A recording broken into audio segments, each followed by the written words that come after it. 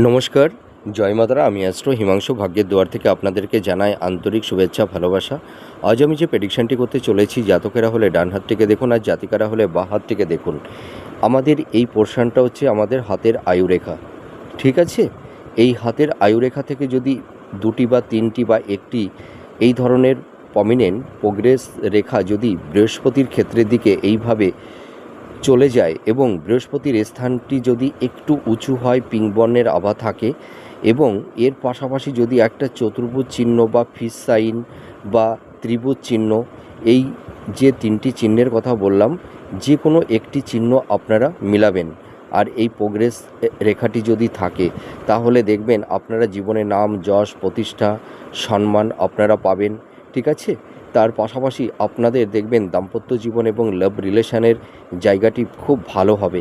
আর আপনারা দেখবেন উচ্চ পদে আপনারা অধিষ্ঠিত হতে পারবেন।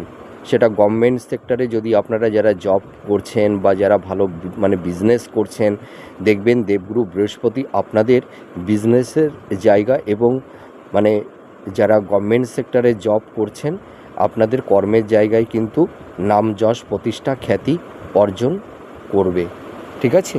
এবং এই সব জাতক জাতিকারা ভীষণ গণ্যমান্য ব্যক্তি হয়েও থাকে। নমস্কার।